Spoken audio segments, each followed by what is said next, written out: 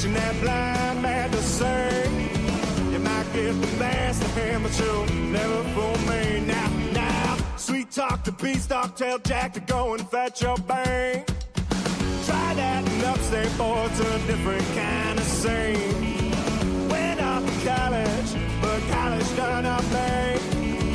Couldn't get my master's in truth and loyalty. I said, whoa,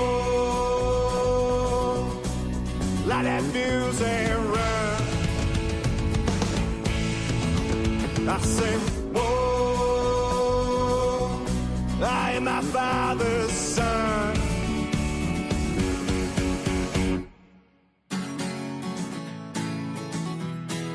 Light that fuse and run.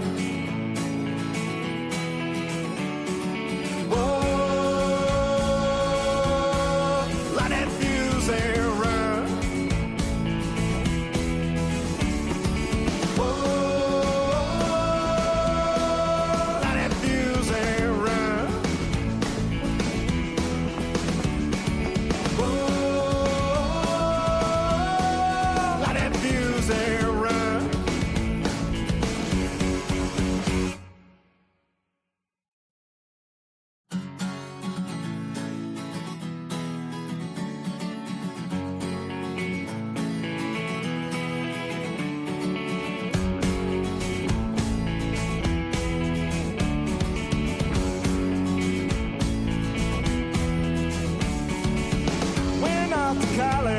But college done up me. Couldn't get my master's in truth and loyalty. Bang out the buzzword, teaching that blind man to sing. You might get the best of him, but you'll never fool me. Now, sweet talk to beanstalk, tell Jack to go and fetch your bang. Try that and upstate boy, it's a different kind of scene. Went off to college, but college done up me. Get my master's in truth and loyalty. I said, whoa, light that fuse and run. I said, whoa, I am my father's son.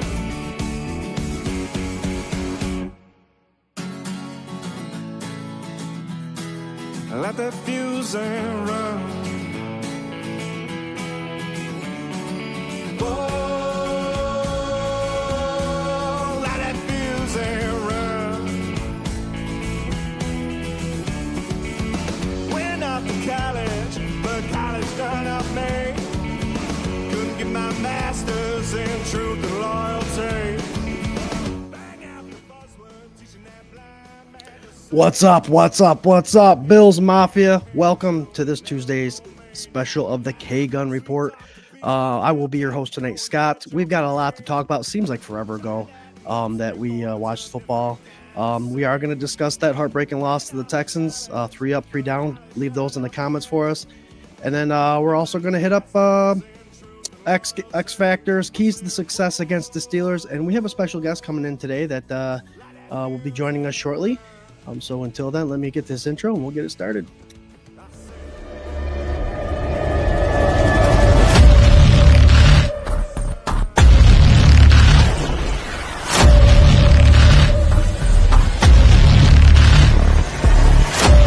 Hey Bills Mafia, this is Don Beebe of the Buffalo Bills, and you're listening to the one and only K-Gun Report.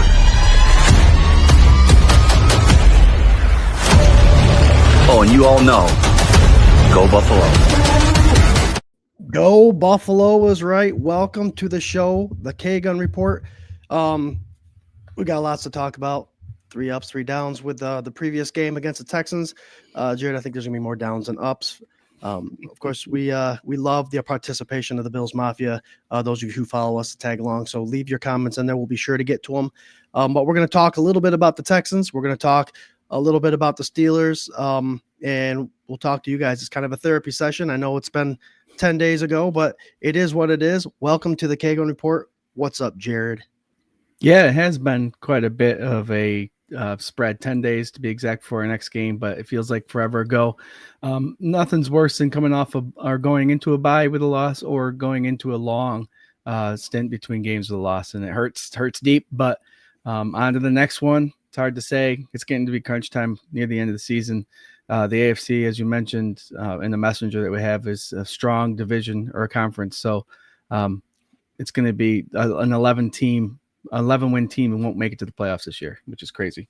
Yeah, especially since I think the Ravens have a 6-5 record and they're on top of their division. So you'll see someone probably with 3 or 4 more wins make the playoffs than someone that doesn't. As always, guys, we hit up the comments right off the get. If you haven't joined our sister page yet, the FLX Mafia, go ahead and hit them up on all social media platforms. We're just trying to bring a liking and a little bit of recognition to the fans in the Finger Lakes. Rochester, we're right around the Rochester area. Tons of fans out that way in the Finger Lakes area, of course, and we'd like to get a little recognition of that. So hop on all social media platforms, jump on FLX Mafia, Finger Lakes Mafia. Our buddy from BWO, Corey Blaine. What's up, buddy? What's up, 24/7? It's your guys, BWO in the house. What's up, Mr. Lodish? Question mark. We've got the stream out to him. We're just waiting for him to come in. Go Bills. Can't wait for this one. Sweet. Welcome to the show, Corey. Corey and the BWO, Buffalo Spartan and Patrick Hughes go live Wednesdays, I believe, at 8 o'clock. So hit them up again on Facebook. Doug Augie, Tuesday night, time to vent, have a few, and get ready for the Steelers. Yeah, a little bit venting going to go on here, I think. Jerry, are you drinking anything today? Yep, I have some Victor Brewing, a little high alcohol, but I'm going to save this guy for when it warms up a little bit. Right, room temperature Guinness. Pulled out from the fridge, so I'm going to let her set for a minute. Nice pour. Wait for that one. Yeah, for those of you who don't know, Guinness tastes a lot better at room temperature. Apparently, that's how you drink those kind of porters. So let it set. Let it set. TJ Hallams, what's up, TJ from Facebook? New name, I believe. Welcome to the show. What's up, y'all? What's up, TJ? We're going to talk some Bills football. For those of you who don't know, TJ is new. We are a fan first perspective. So everything we say on here is based on our fanhood, the little bit of knowledge we have about our Buffalo Bills. We like people that know everything. We also like people that just like the color red, white, and blue. You join us. We'll have a good time. Hit us up on our social medias. Welcome, TJ. Renee Tilburg. What's up, Renee? Hey. Bills. Renee, a friend of ours, does a lot of things for the Clifton Springs area, for sure. Welcome, Renee. Doug Aukie says cheers. Cheers. I didn't tell you what I was drinking. I've been a fan of Jim Beam. 'Tis delicious. Load it with ice and we'll sprinkle it through it. What we also do like to hit up before we get into the previous game and the next game is a little bit of that housekeeping we call. But first, I'd be remiss if I did not mention that we are part of the Buff Fan Base Network. Almost 180,000 strong over there on XJared. If you guys haven't joined them, again, join them up. But they're doing good things. They got a lot of shows, a lot of like-minded people, a lot of personalities. If you like our show, jump in and tune into their shows for sure. And we are sponsored and grateful to be by 26 Shirts.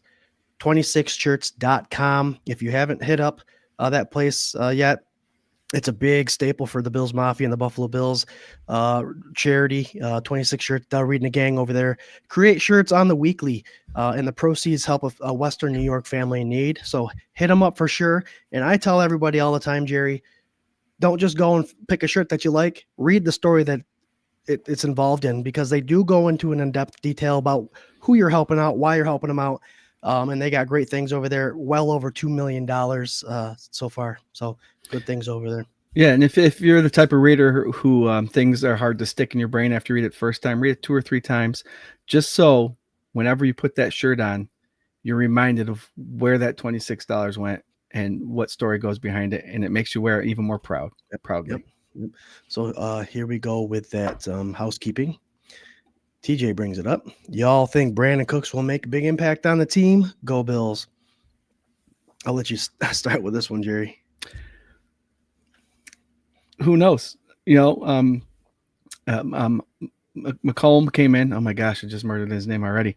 And he made an impact right away before he got injured, right? So let's see what Brandon Cook does. McColl Hardman.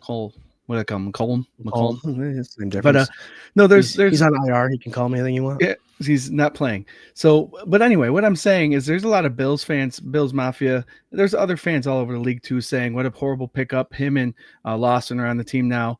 But how do you know? It's like some guy on Facebook called him, oh, another wannabe. What do you mean wannabe? Wannabe in the NFL? Because that's where he is, and that's where he just signed with another team. So if you want to call him a wannabe, he's wannabe where he wants to be. But you're never going to know with these guys until they get on the field. To call them busts or bad picks, who else are they going to go for? They can't trade for anybody. There's no big name receiver guys or tight ends or anybody out there right now.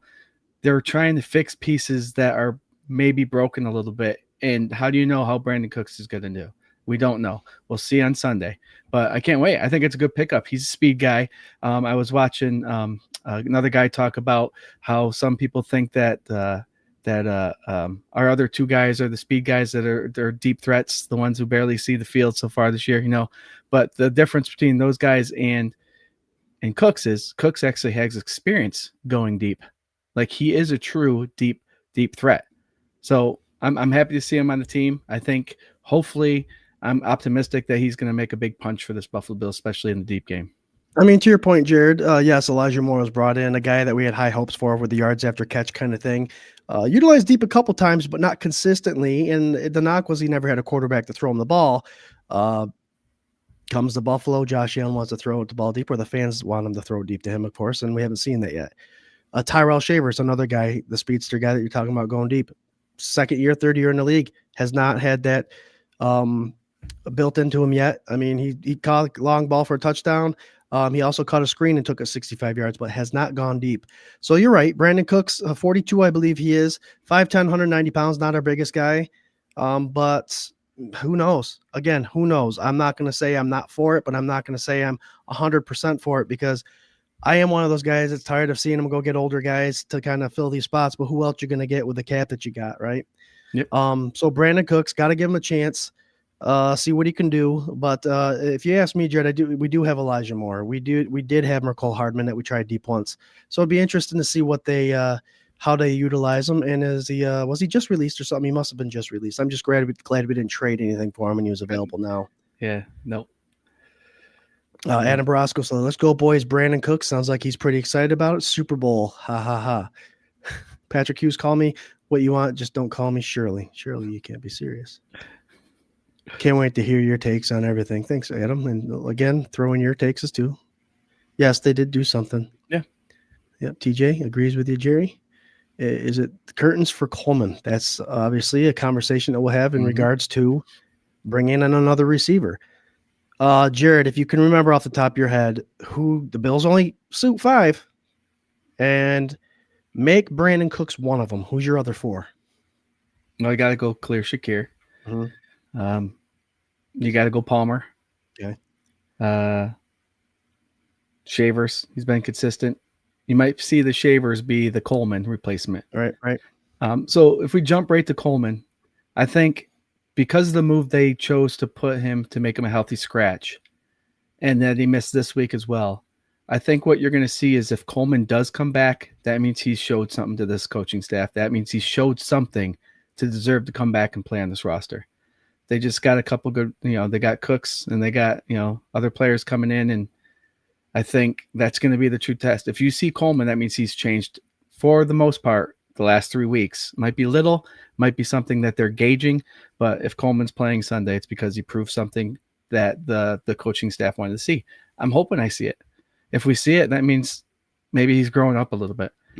He seems to be doing okay on the sidelines. He's not causing any attention. He's dealing with what his discipline was, and we'll see where it goes from there. Yep. I agree. I think the next couple of weeks is going to be a tell.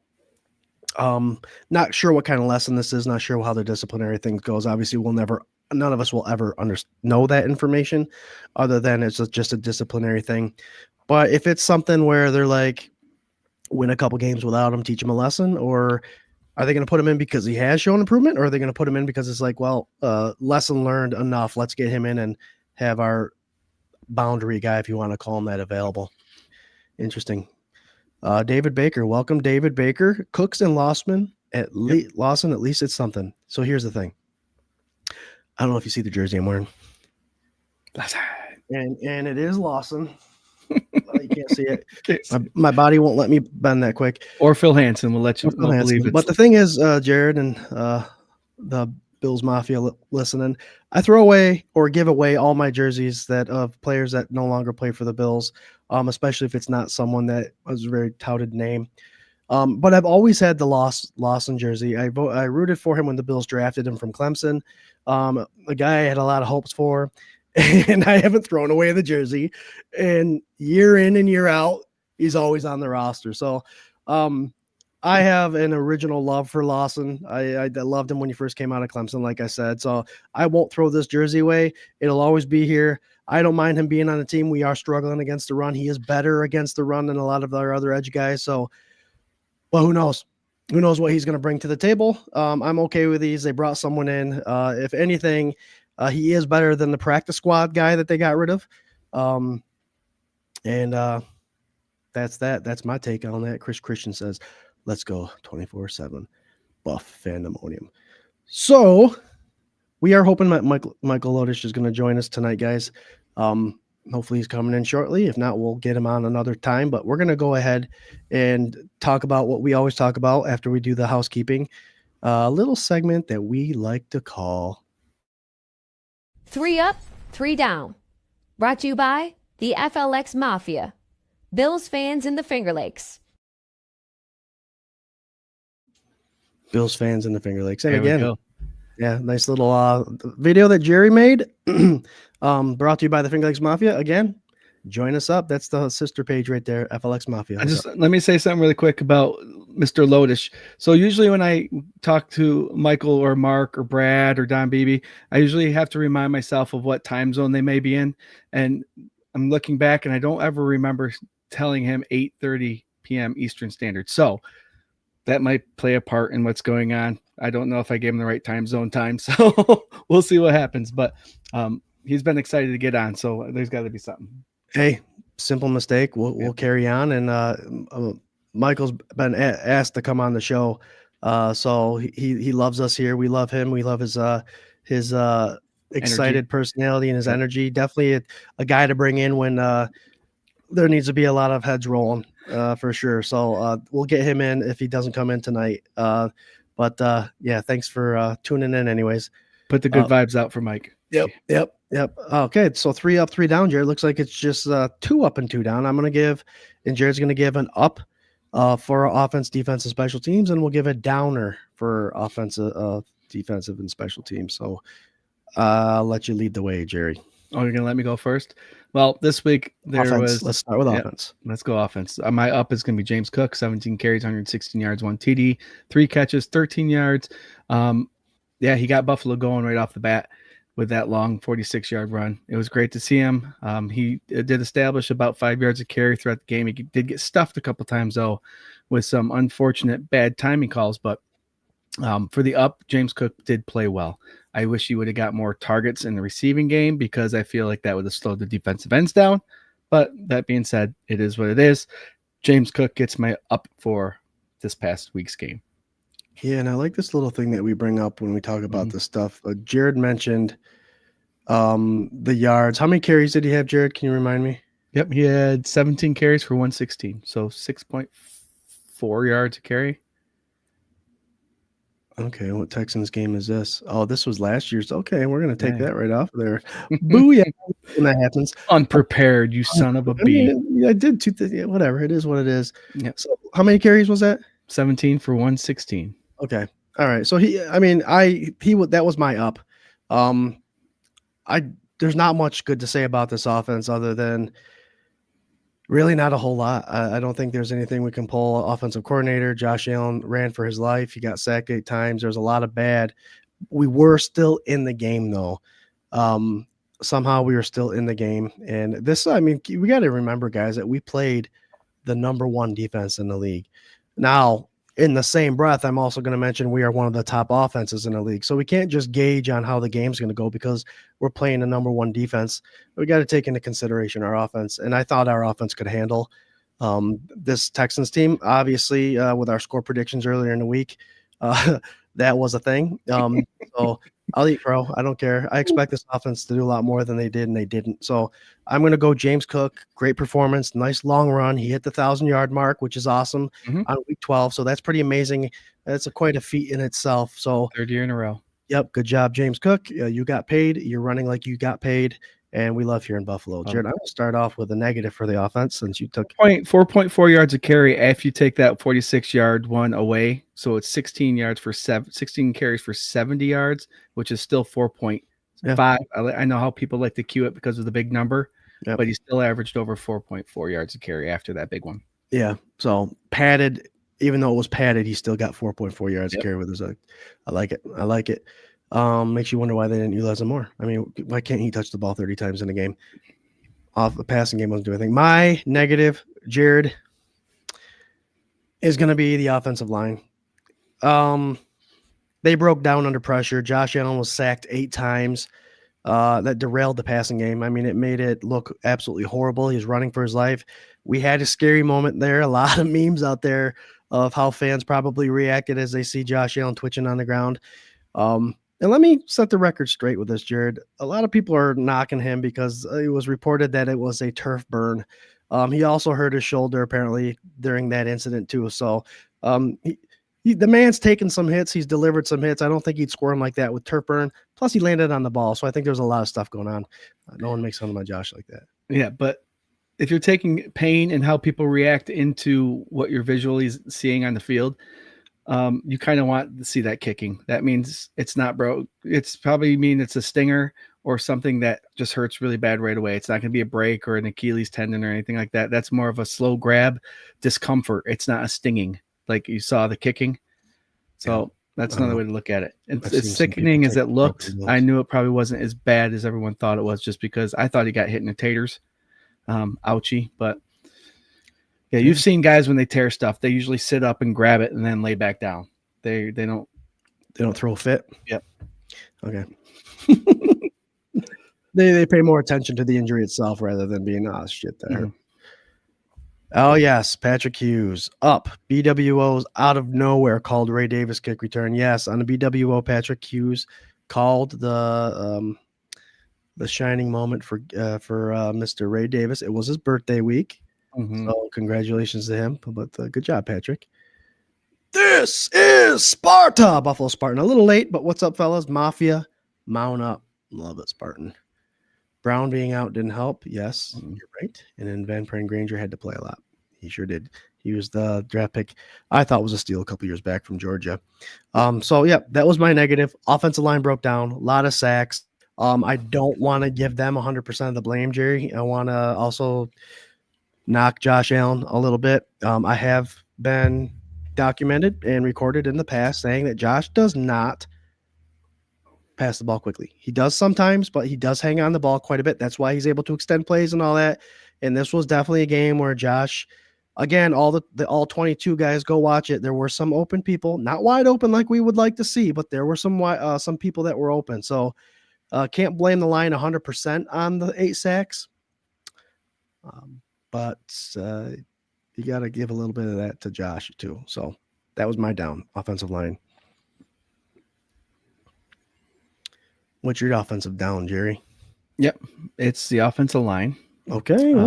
But I also want to say, as you say, a lot of times when we're talking about players and how they play, these athletes they made the NFL. They're great athletes. Now it's up time for the coaches to put them in the right spots and give them the right situations to be successful. When Josh was having trouble in that first half, something should have been changed on that line. Bring in an extra blocker, bring Alec Anderson in, do something. They were just leaving these guys left out to hang. So I blame the line because they couldn't protect him, but I also blame Brady for not fixing whatever was broken. Again, I think total targets by the receiver or the running backs was probably 6 or 7. Why it should have been more to get those ends off of this rush. That's why I have the Coach Levy jersey hanging right now. The coaching is starting to get a little crazy, and I want to say it's important that I say specifically Brady. I don't think McDermott's doing a bad job at all. If you look at that defense that he took over, he gave up 20 points in the first half. The final score that Houston had was 23. He made the adjustments. If you watch what's going on the sidelines or in the offense, McDermott isn't talking into anything. He's letting Brady do it. And McDermott's doing a great job. Brady is not. One of our favorite players, Stevie Johnson, made a great point earlier this week about, and I think I mentioned this. I know I mentioned this about 2 or 3 weeks ago to you guys. Brady needs to come down to the field. I'm getting sick of seeing him up there in the booth. He needs to be able to feel these players. When Josh Allen's sitting on the sidelines looking at the tablet, he needs to be right by his side talking to him. He needs to hear what the offensive linemen are seeing right in person so he can make the adjustments then. Buffalo Bills PR, send this video to Brady and the Bills. Watching. Bring him down. He needs to be on the field. Something needs to change. He needs to feel the energy of this team. He needs to be down there with the players. And the offensive line, a lot to blame, but Brady didn't fix anything to allow anything to change. Right, I agree. Adam Barasco says Deion kind of looked like he gave up once or twice. I did see a handful of those plays, Adam, and I know exactly what you're talking about. I think too often some of these players are holding their blocks as long as they feel that Josh is in the pocket, and then it looks like they kind of let go because they assume Josh is already out of the pocket or already had done something with the ball. I saw this a couple times, and it was made me sick to my stomach, especially seeing it in a replay. He just let go of some of these guys. So you can't do that. Obviously, you can't give up on a play. But you'd hate to see people doing that, especially with the amount of money make, especially when you got people's lives and careers at risk when you don't play 100% until the whistle. That being said, it was frustrating, Jared. Tell me it wasn't frustrating. Every third and long, they would pan off to the sidelines just to see those two defensive ends coming out as a group, high-fiving everybody like, yep, here comes the heroes for the Texans to come and sack a quarterback. It was, we knew it. The media knew it. Our offensive line and the offensive coordinator did not know it. I guess the best way to get out of third and long in a passing situation is pick better plays on first and second down so it's third and short, third and mid. That way these guys can't pin their ears back and let loose on these quarterbacks. What do you say about that? No, I agree. It's like the game plan was seen by the whole world. And like you said, the Bills did have a chance at the end there. They finally picked, maybe they needed up tempo. Maybe if they, on second down, if they got, I know you want to think about third down, if it's second and long or third and long, but maybe if second down, if they got a good play, run another play right after so those hog mollies can't come out and run past blitzes, right? If you see that they're on the sidelines, keep them there and run no huddle. Maybe that should have been an adjustment they saw in the second half. Joe Brady did that once with a run. He ran 2 runs, same exact runs at the same after the next. Stuffed and stuffed. Oh, man, oh, man. All right, so there's our offense. There's our defense. Jared, you have actually, we just did offense, right? Let's do ups and downs on defense. Give me your positive. You're up. Gregory Rousseau, 6 tackles. I think 2 were solo. Did a great job of keeping the edge from anybody getting outside. Kept his man at length so he can make plays on it. Like I said, he kept the edge, and then when he needed to crash down, he crashed down well. If he didn't make the tackle, he got the player to get into another player for another tackle. So Gregory Rousseau played a great game this past weekend or last Thursday. Yeah, I'm going to piggyback off that and kind of just give it to the whole Bills defense in the second half. Like you said, 20 points in the first half, 3 in the back half. Defensive coordinator changed game plans a little bit. Did a good job at confusing David Mills, which, come on. That's a whole other show. We could talk about how these mediocre quarterbacks, granted, I understand they are NFL quarterbacks, but Dave Mills, he was 2-0 coming into Thursday's game. So. I understand that, Jared, but when you're playing against it seems like the Bills, when they play against a quarterback that can manage the game and not make the mistake and don't force anything, the Bills are automatically losing those games. Right. It just seems like our defense can handle a game manager. They thrive against the Lamar Jacksons, the Patrick Mahomeses of the world, like they have done this year. It just drives me nuts when that happens. But just the second half, I guess, adjustment. The Bills defense tightened up, limited their offense. Obviously, they kept the game within reach for the Buffalo Bills offense that clearly couldn't put it away. But I was okay with that. I was okay with their second half. I'll give them that up for sure. My negative would be early on defense. The way they played against the run, it seems like constantly missed tackles. And it seemed like the Houston Texans were able to take a lot of time off the clock and drive and do what they wanted to do. They scored 20 points in the first half. That's too much for me, especially one of the back half rated offenses. And this is where I really wanted to get Michael Lodish involved because I have concerns. And I wanted to know his personal opinion on, and obviously we'll give our own, on is this a Bills defense? Obviously, we've had injuries. We do have most of our people back, but is this a Bills defensive line front seven, Jared, that you think can make the changes in the next 7, 8, 9 weeks to not look so predictable, not look so like Swiss cheese? Doesn't seem like they have much of a game plan for anybody. And I'm just concerned that it's something that can't be fixed. So those 20 points, let's break it down how it is really quick in the first half. So we turned the ball over 3 times to give that offense any chance to score. I think majority of those were in the first half. And then right after the kick return that put us up right before half, we allowed them to drive down and score a touchdown. So good field position for half the game and a kickoff return is why they scored 23 points. Mills didn't need to screw that up. And that's exactly what it is. We didn't get any sacks, no sacks on the quarterback. We did pressure him quite a bit, but they just played just enough to hold off. And I think once they got the lead and they knew their hog mollies on the defense could take over, they just let it be, and that's frustrating football to watch. That's Thursday football to watch. I know there's a bit of argument about Thursday. These guys had 3 days to recoup, and relax and try to figure things out. And the only time there's a good Thursday night football game is when it's all sloppy and the score's 40-16, something like that. But when it's 2 decent teams coming in and they're tired already and beating up on each other, this is the kind of stagnant football you get. And can it be fixed? We got 10 days to figure it out. So hopefully some pieces can be moved. I think the defense is just fine, to be perfectly honest with you. The last 3 weeks they've showed spunk, especially in the second half of these games. The offense is what's kind of scaring me. If people are taking a piece from what they just saw from the Dolphins and the Houston Texans, they only need to rush 4 if they have a decent pass rush. So we'll see what changes. Got to get those running backs involved more. Adam brings it up. We can't win in Houston. I think we are 0-4. Josh Allen's 0-4 in Houston. Yep. And then when they did come to Highmark, we did kill him. Swank and I were at that game. Yep. Swank came out like this. Yes, I hope it's something that can be fixed. I hope it's something that we could go back in the film and obviously adjust and make those changes. It just is our line not strong enough? Are our linebackers too small? Is there just not enough? It's weird because, and I know they pay the guys.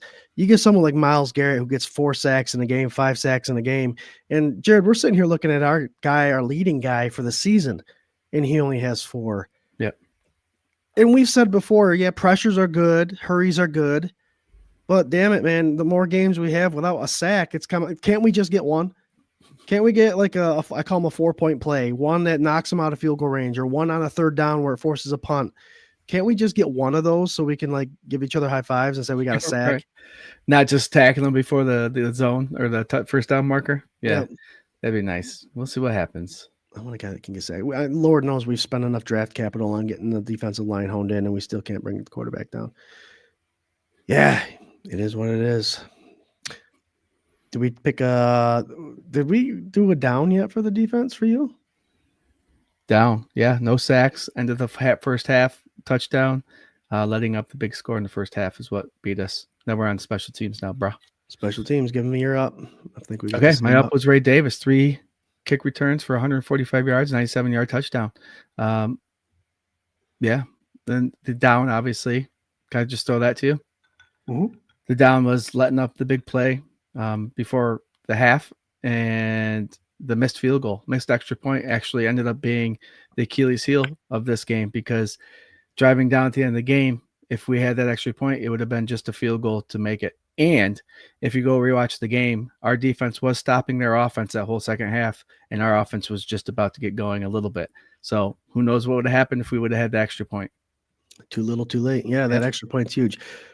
And that's another rant that can last a show. I mean, indoors, you're an NFL kicker. That you should. Do you agree or not agree? You should not miss ever. Nope. Ever is a bold statement, but indoors, yeah. I just saw a kid from high school. I think he made 59 straight extra points. Yep. Outdoor. Yeah, that's crazy. That is crazy. Oh, so we got a game coming up. We've had some time to think about it. And it's against a team that's always fun to play. It's always a tough match. And it's against a quarterback, I do believe. Aaron Rodgers will be playing this week. TJ Watt apparently had an injury, but it looks like he practiced this week.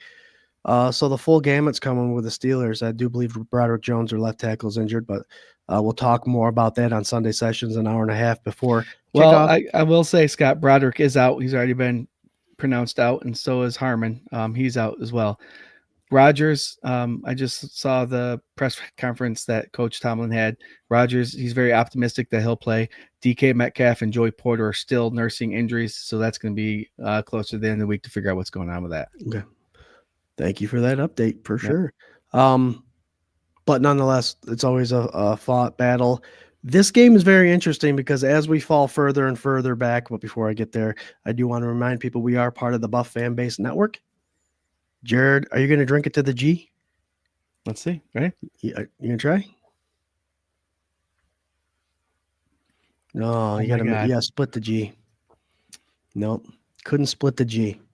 Oh, so you're tilting it. Damn it. We could see the tilt. But yeah, with all that being said, who'd have thought we'd be here? We own the last spot in the wild card at this point. And the team right behind us is Steelers. The Steelers. So playoff implications.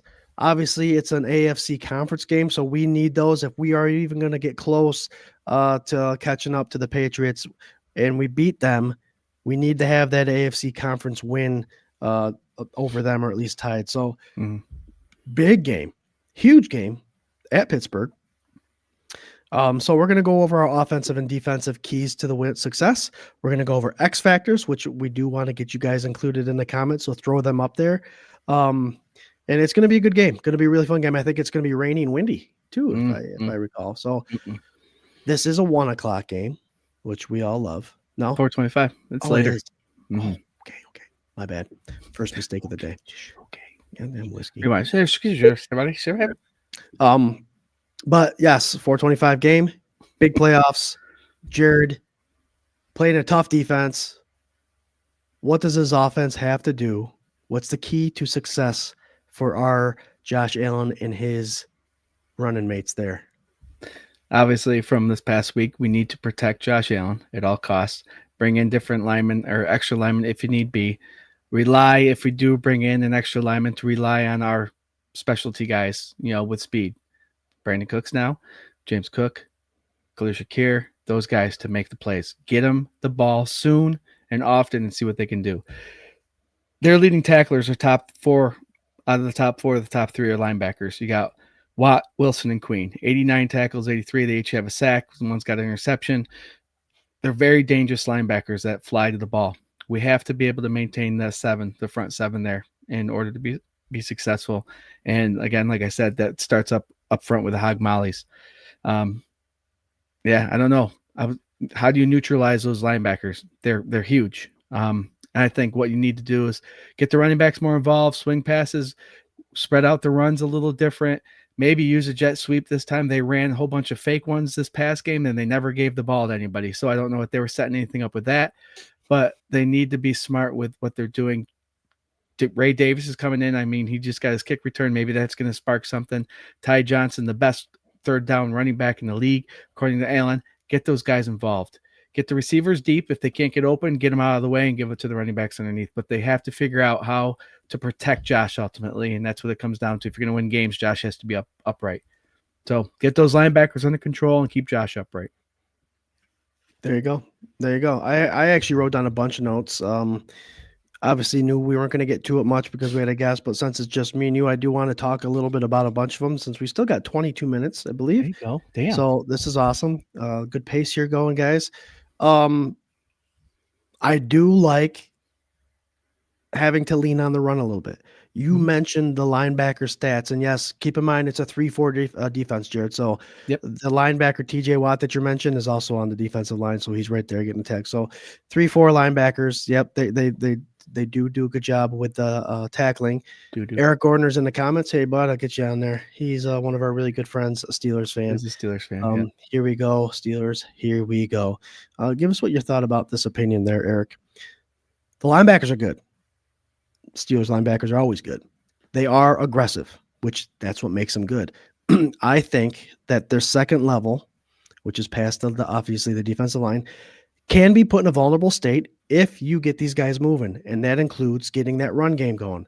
Get that run game going. Lean on it a little bit, mix in different plays. Don't keep doing the toss. Don't keep doing the dives. Get a reverse in there, jet sweep, or even have Josh Allen do this design quarterback keepers. We all love those, but get those linebackers to where they think they have to come up. What's that run into, Jared? Play action. At that point, you can use play action. And I think if Porter's out and all that stuff, that's going to open up the outside. Yeah. But I think if these linebackers are so aggressive that it can open up the middle of the field. So I am liking Shakir in this game. I am liking Kincaid if he plays. I think those two can capitalize big time.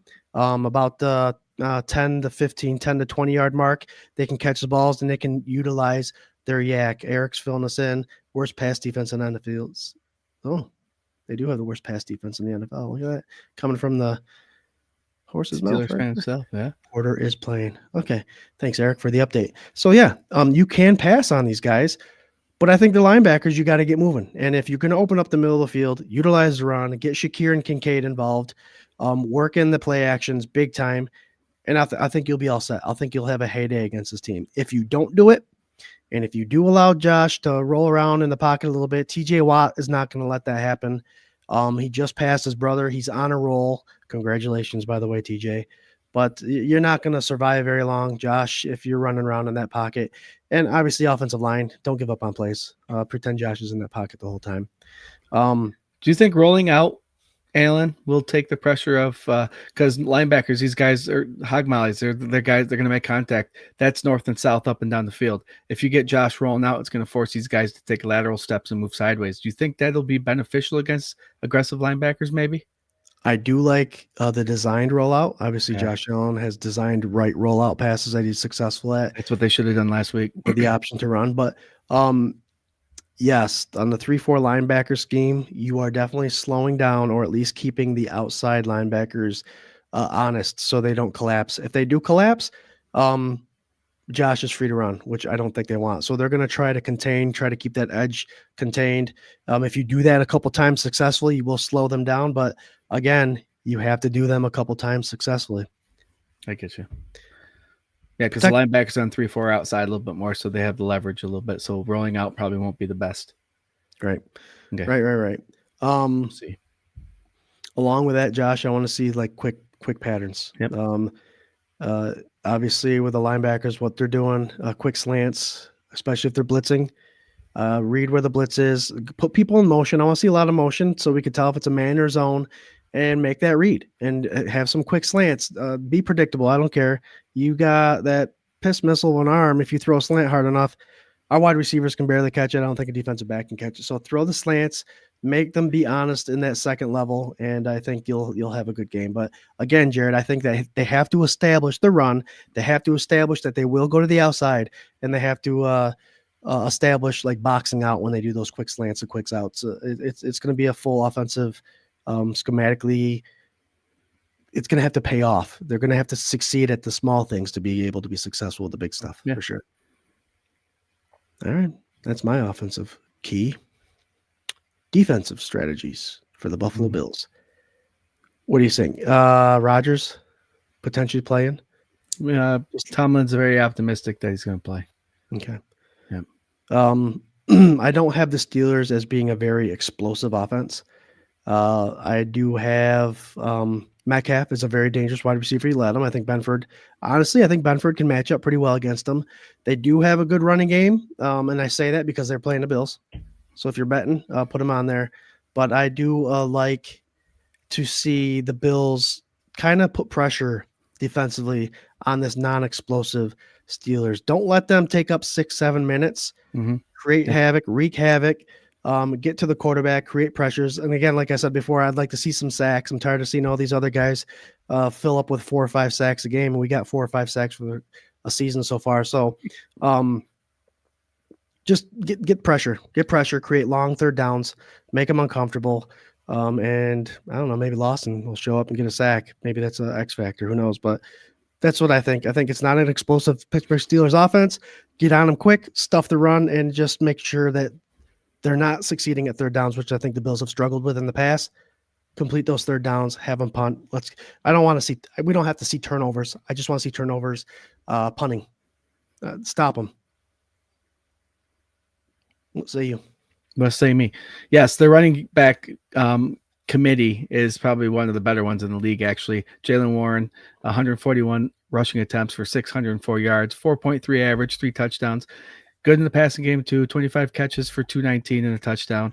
Kenneth Gainwell, he's one of the crazy guys I wish that the Bills would have approached in the draft. They didn't, but he's a hell of a player, too. He gets his carries in the game, 71 carries, 336 yards, 4.7 yards a carry. But where he's going to get you is in the pass game, 42 catches, 234 for 2 touchdowns. The key to the Bills winning, I think, is to jump on those short patterns that if Rodgers plays, he likes to deliver 1, 2, 3, deliver, but you have to stop the running backs both in the run game and the pass game because they are dangerous on both sides. So that's going to be, the Taron Johnsons of the world, the Milanos in the world, and those guys. So I think if the Bills can keep the running backs under wraps, I think we're going to be in good hands. It's going to be one of those games where we saw Houston demolish our Bills with 4-man rush.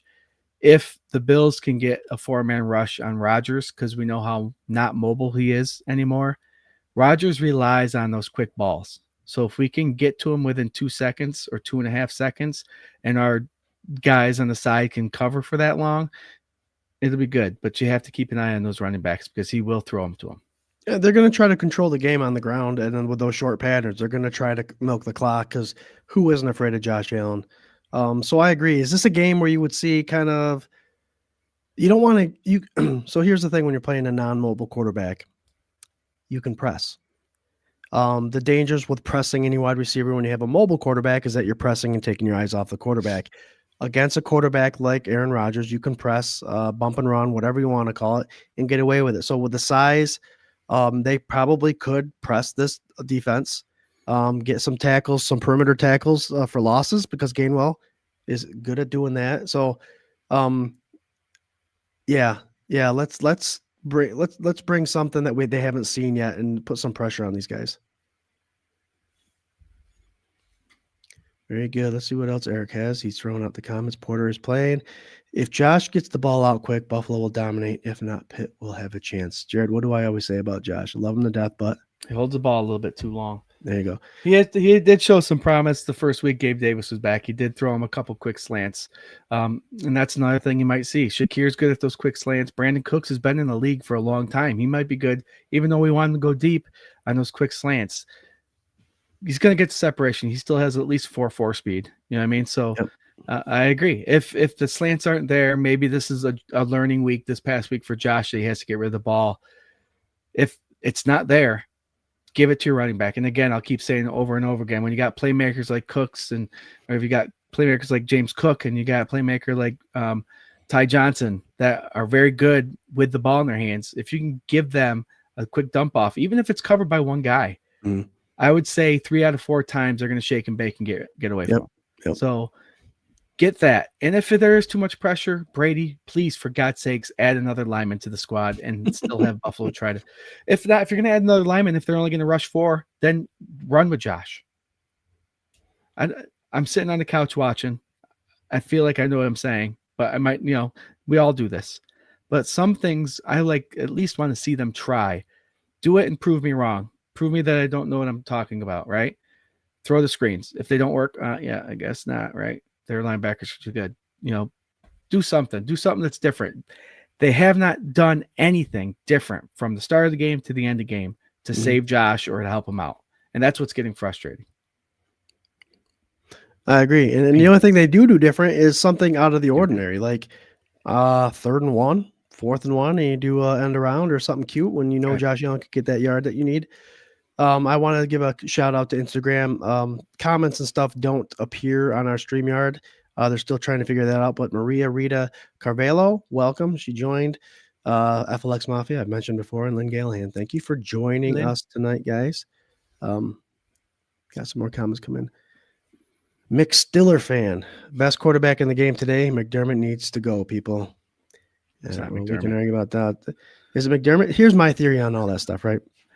Go watch the game. Hey, McDermott is not doing anything when the offense is on the field. He's not. He's relying 100% on Brady. During the defense, he is. That's why he let up a couple points. The offense gave the defense the ball 3 times. The defense, so turnovers. So 20 points against Houston wasn't all on the defense, and then they shut him out the whole second half, kind of like what they did against the Buccaneers. Shut him out the whole second half against Miami. Whole second. McDermott adjusts. He can win the games. The offense is not doing anything. How is it McDermott? Right, go. Sorry. Yeah, here's another thing. It's higher up than McDermott, okay? Yes, he's a head coach. He needs to be held accountable. That's the way it works. I was a quarterback. You won games. You celebrated everyone else. You lost games. It was always your fault. That's how it works.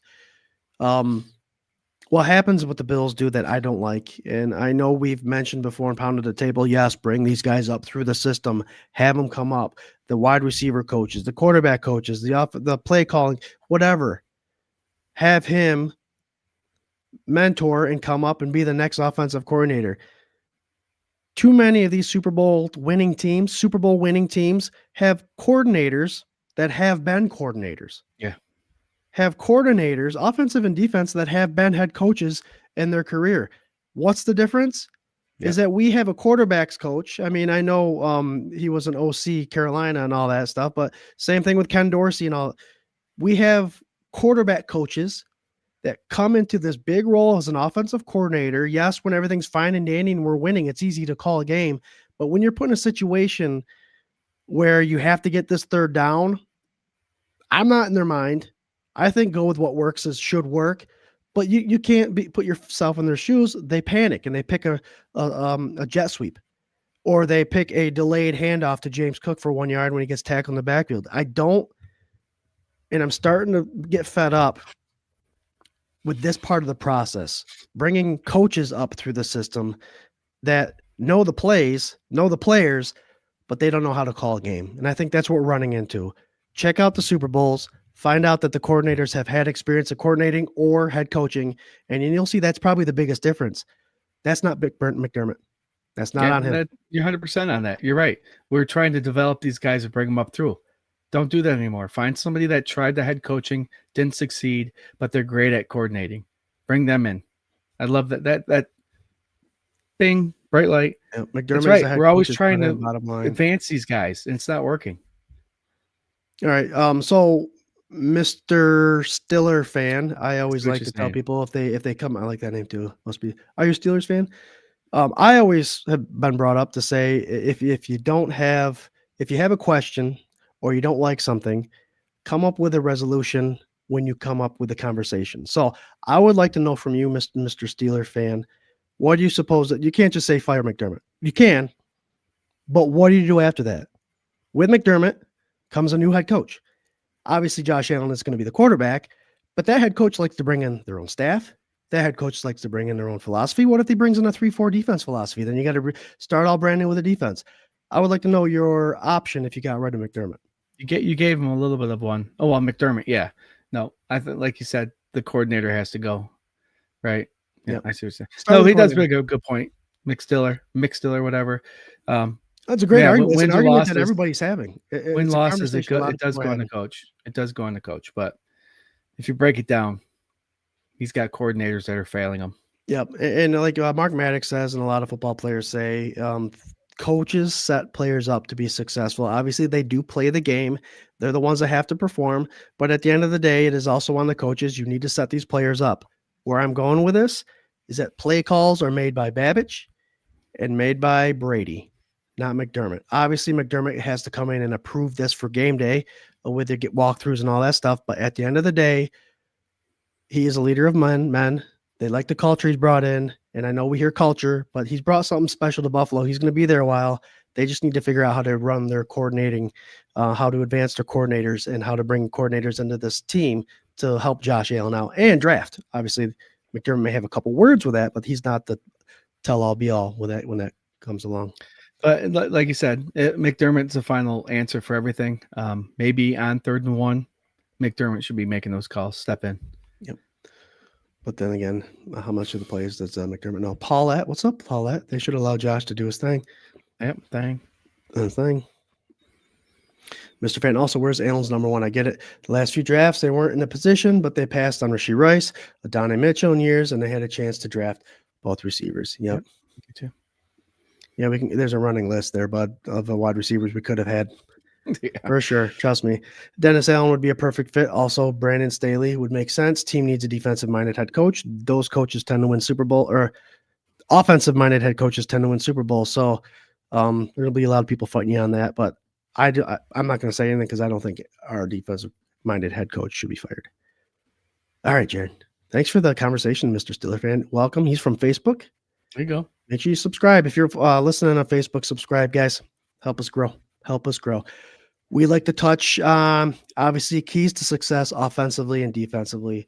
But we also like to throw in our X factors, that one thing, that thing that the Bills have to do this week to come out with a dub, to maintain that wild card spot, to get a game closer. I believe Patriots have this week or next week, they have a bye week coming. So get a game closer to your AFC rival, who now is top of the AFC. What is that X factor for this week's success, Jared, there in Pittsburgh? I do not think it has anything to do with the defense. I think it 100% has to do with our offense.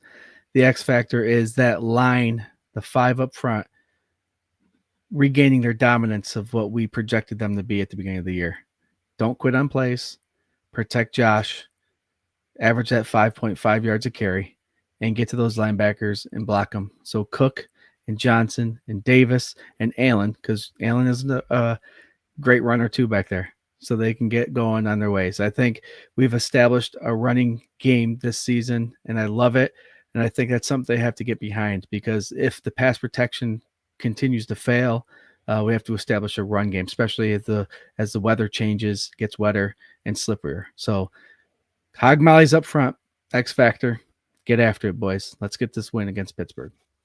There you go. I'm going with Josh Allen. I know more times than not this week I said coordinators, play calls, and I'm not going with Josh Allen's statistics. I'm going with his decision making. So that's going to be a key factor for me. Turnovers. Limit the turnovers to 0. Taking sacks. I know that's something that we did last week without a problem, 8 of them. I just want to see him protected, him making the smart decision. I also do want to see decision-making includes the quick passes, the quick slants, even a screen if they're calling for it. Take what the defense is giving you. If they're not pressing and they're falling behind, throw a screen to Shakir or whatever. Just the decision-making. I want him to remain confident. I don't want to see puppy dog eye Josh. I just want him to make smart decisions, come in and have a complete offensive game. Again, stat line, I don't need it. I just need quarterback rating. Efficient. Play your game, Josh. It's going to be rainy and snowy or windy potentially. So just play a smart game and don't be afraid to audible out of a pass and give it to James Cook. There's always that hot route, right? Change it up. Call out the mic. Figure out where he's going. Call out the blitz and redirect that run and let James Cook in this bad weather for sure. Very good. Very good. We have about 3 minutes left. We do like to throw out our score predictions. And we'll lead off the way with our dude on the street, Mr. Eli. He's got something to say. What's up, Eli? Hey, welcome to Eli's Winning Lockdown. This Sunday at 4:25 p.m. Bills versus the Steelers. Looks like we're gonna have a robbery here. Get it? Steelers. Anyways, we have successfully acquired a player from the States by the name of Brandon Cooks. There's not one cook in the kitchen, but two cooks in the kitchen. That means instead of let him cook, let them cook. The Steelers' defense are looking very bad. Are you telling me we have a chance? Also, my X factor is, well, the offense really got beat up last time. So my X factor is them hopping up back up like nothing ever happened. Prediction 31-27. Shout out to 26 Shirts, official retail of the Bills Mafia page. Shout out to Brandon Cooks for being acquired and being the second new cook in the kitchen. Good luck, new recruit. And as always, peace. Get out! There you go. He daps it in. Love it, love it, love it. Good job, good takes. Let them cook. I love it. There you go. There you go. Let's hit up the comments quick. Eric Garner says 27-24. Fitting. It is a 3.5 point spread at this point. So there you go. It looks like Eric's giving them 6.5 points. Eric, I'm going to reverse that, buddy. Well, he says or 42-17 Bills. Oh, there you go. There you go. All right. I like that one better. I'm going to agree with Eric. I'm going to go 42-17 Buffalo Bills. There you go. There you go. All right. My score is going to be 27-21. Obviously, the Buffalo Bills. Right that ship. Keep us in that wild card game. And I mentioned that wild card game and how we are number 7, I believe, right now, and the Steelers are number 8. Follow our social media, everyone. We're on Instagram. We're on X. We're on Facebook, TikTok, everywhere. We do put out a who to watch, who to root for now weekly. So basically, we're not going to tell you all the games. We're going to highlight the most important ones of teams to root for if you're not watching the Buffalo Bills. So the 1 o'clock games, obviously the Thursday game, the Monday night game, the Sunday night game. So social media, check it out, who to root for. And obviously we know the Bills have to play their part. So we're going to get a bunch of fans out there that said, who cares who wins and who loses? No, we know. But everyone in the NFL needs help. Yeah. Majority of the time. So it's nice. And some fans actually like to do it, to go watch these other games and root for someone else. You know what I'm talking about, Jared. Yeah. So yep, who to root for? Look out for it. Probably on Saturday. Saturday we'll put it out, and we'll always the same people. Always the same. Yep. Paulette Brown says 38-24. There you go, Paulette. Jeremy Rare. Boop blah bop. There you go, Jeremy Blair. I haven't seen you in a while. Welcome back. What's up, Jeremy? All right, Jerry.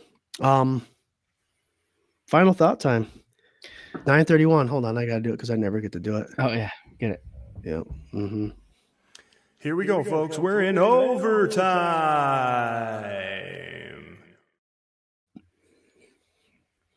There you go. Overtime where the points don't matter and whatever that phrase is. Yeah. Final thoughts, brother. Yeah, Turkey Day is right around the corner. Thanksgiving. I'd like to shout out and start this with what I'm thankful for. Thankful for my beautiful significant other, Sarah, and all the children that we have together, Sullivan, Everett, Hadley, and Camden. They make my world go round. I'm also thankful for the family. Scott, you guys are going to be coming over and joining us on Thursday with your beautiful family of 6. There's going to be 12 of us with just us 2 and mom and dad. So I'm thankful for the family that I have and that we stick together through thick and thin. And I love it. And I'm thankful that I get to come on every Tuesday, most Tuesdays anyway, and talk football with you guys. And I appreciate every moment. And Bills fans, the Bills will turn around. We got to be optimistic. They have a rough time this time of year, but they'll get going. And I can't wait for the game to happen Thursday evening. And hopefully the Bills come out and we'll be 8-4. Enjoy your Turkey Day. Enjoy the ones that you're thankful for and that you're eating the meal with. Obviously, that means something to you if they're there present with you eating. So take care of yourselves. Be good to each other. Be thankful for what you have. And I'll see you next Tuesday. Go Bills. Love it, love it, love it. My final thought, same thing. Happy Thanksgiving season to everyone. Um, and it's one of those things I always say it when it comes to veterans, when it comes to Thanksgiving, when it comes to surrounding yourself with people you love, respect. It's more than just one day a year we should be having this happiness. So not only enjoy it, but practice it more often. But also there are people out there that need the love, that need someone to talk to, that need a helping hand. So if you see anybody struggling or have any inclinations of anybody struggling, reach out, talk to them, offer a shoulder, an ear, offer something. And if if someone seems extremely happy, overly happy, and you know they have psychiatric tendencies, talk to them. Being in the health field, I know sometimes that when people are the happiest, they are the strongest as far as being able to fulfill any kind of stupid action that they want to do. So doesn't matter if they're happy or sad, talk to the ones you love, reach out, say hi to someone, make their day. It is what it is. Be thankful for what we have. And for sure, Thanksgiving, my family too, Jared. I mean, you said it all. I got the list. In-laws, my direct family, my wife Ellen, my 4 kids, Jack, Nora, Jack, Nora, Danny, and my newest one, Connor. Mr. Connor. Yeah, Mr. Connor. So thankful for all that, and obviously for the Bills Mafia, the fan base that follows us. Now that you have 4, it's hard. You don't want to forget, do you? What's that? When you have 4 kids, it's like, don't forget any of them. Well, the thing is, I have a Colin, a Connor, a Camden. We got a lot of the C. So when you get to the last one, it's like, number 4. Connor. But with all that being said, guys, we do have a live event coming up December 7th at Dirty Jack's a bar there in Phelps, New York. Great people.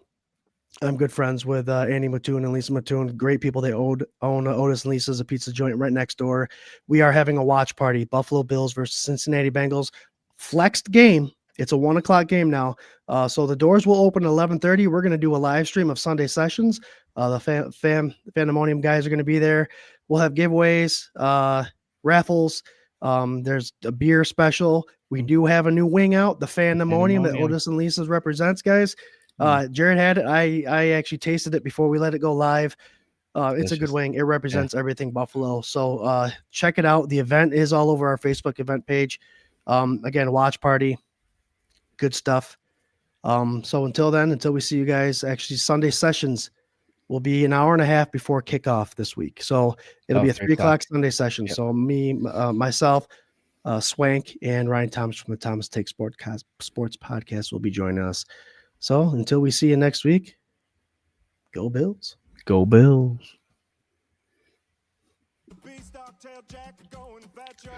I'm going to do what Swank does. Go Bills! Went off to college, but college turned out me. Couldn't get my master's in truth and loyalty. I said, whoa, light that fuse and run. I said, whoa, I am my father's son.